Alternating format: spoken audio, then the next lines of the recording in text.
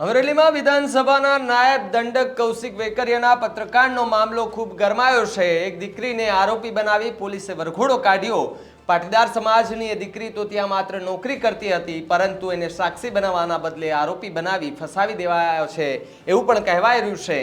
કોંગ્રેસના દિગ્ગજ નેતાઓ દ્વારા મુદ્દે પ્રતિક્રિયા સામે આવી રહી છે। સાથે સાથે પાટીદાર સમાજના અગ્રણીઓ દ્વારા સીએમ ભૂપેન્દ્ર પટેલ અને ગૃહ રાજ્યમંત્રી હર્ષ સંઘવીને પત્રો પણ લખ્યા છે। પણ શું એ પત્રોની અસર થશે? કૌશિકભાઈ, એક દીકરીને કારણ વગર ફસાવવામાં આવી રહી છે, એ તમને જાણો છો કે કેમ? અમરેલી એસપીને ન્યૂઝ રૂમ ગુજરાતના સળગતા સવાલ છે। અમરેલીમાં ઘણું ખોટું થઈ રહ્યું છે, એની સામે ક્યારે લાલાક કરશો? એમના વરઘોડા ક્યારે કાઢશો કે પછી ત્યાં વહીવટ પતી જશે તમારો? ખેર, આ મુદ્દે વાત કરીએ તો કોંગ્રેસના પ્રદેશ મહિલા કોંગ્રેસ અધ્યક્ષ જેની ઠુમ્મર કે જેમની પ્રતિક્રિયા સામે આવી છે, જેમાં તેમણે કહ્યું કે નકલી પત્ર લખ્યો, કોણે લખ્યો એ પણ આરોપી પકડી પાડવા માટે પોલીસને ધન્યવાદ આપવા પડે, નવા એસપીને પણ ધન્યવાદ આપવા પડે છે। શું કહ્યું જેનીબેન ઠુમ્મરે, સાંભળીએ અને પછી એના ઉપર ચર્ચા કરીએ। જે પ્રમાણે પત્રકાંડ થયો અને જે પ્રમાણે પોલીસે એમની પોતાની કામ કરવાની ખેવના અને બહાદુરી વ્યક્ત કરી અમરેલીની જનતા અને ગુજરાતની જનતા સમક્ષ કે નકલી પત્ર લખાણું, કોણે લખ્યો એ પણ આરોપીઓને પકડી પાડ્યા, એમના ગામ સુધી પત્ર લખનારા વ્યક્તિ, કોણે સહી કરનારા છે, કોણે સિક્કો માર્યો, ત્યાં સુધીની પોલીસ તંત્ર માહિતી સાથે એમની ધરપકડ કરી છે, તો ધન્યવાદ તો આપવા જ પડે। પોલીસ તંત્રને ધન્યવાદ આપવા પડે, નવા નિમાયેલા ડીએસપીને પણ આ તકે ધન્યવાદ આપવા પડે કે તમે હત્યારાઓને પકડવા ધારો તો તમે પકડી શકો છો। કારણ કે નકલી પત્રકાંડને જો તમે ખુલ્લો પાડી શકતા હોય તો ડ્રગ્સ આ જિલ્લામાં કોણ લાવે છે એને તમે ખુલ્લા પાડી જ શકો છો।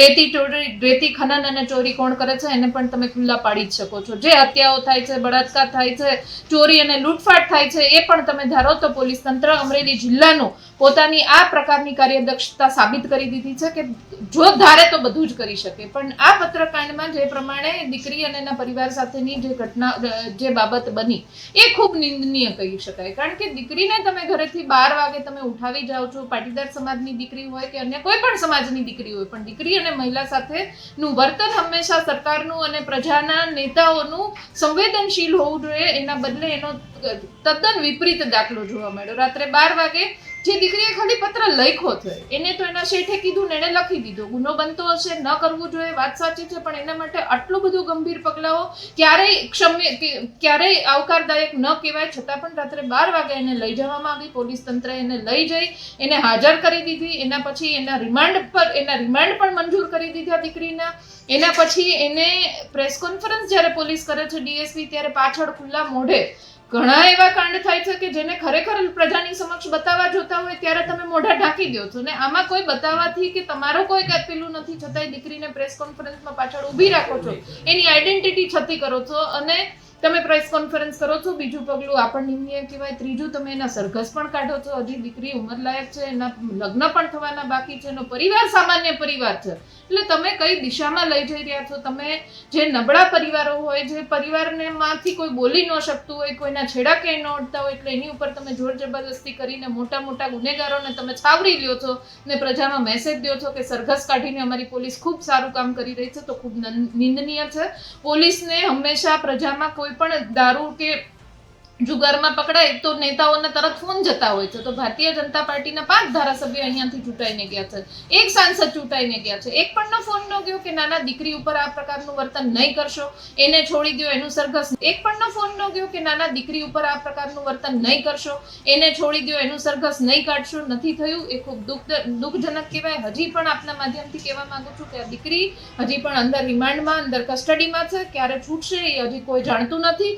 જ્યારે છૂટશે ત્યારે આ બધા જ જવાબો આ દીકરી પાસે મંગાવશું અને માંગશે એના પરિવાર પાસે, એવી પણ આશા રાખું છું, ને જવાબ પણ સત્તાએ આપવો પડશે। નકલી પત્રના આરોપીને પકડી પાડ્યા તો ડ્રગ્સ જિલ્લામાં કોણ લાવે છે તેને ખુલ્લા પાડી શકો છો? રેતી ચોરી, બળાત્કાર, હત્યાને પોલીસ ધારે તો કાર્યદક્ષતાથી પકડી શકે છે, પણ આ પત્રકાંડમાં મહિલા દીકરીની જે ઘટના ઘટી છે તે નિંદનીય છે.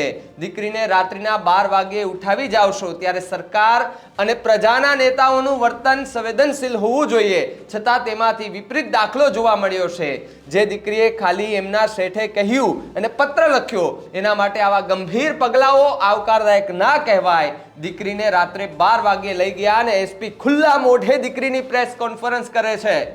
ઘણા એવા કાંડ થાય છે કે જેમાં મોઢા બતાવવા જોઈએ એના મોઢા ઢાંકી દેવામાં આવે છે, પણ દીકરીની આઈડેન્ટિટી છતી કરો છો અને દીકરી ઉંમરલાયક છે, એમના લગ્ન પણ નથી થયા અને તેના સરઘસ કાઢો છો.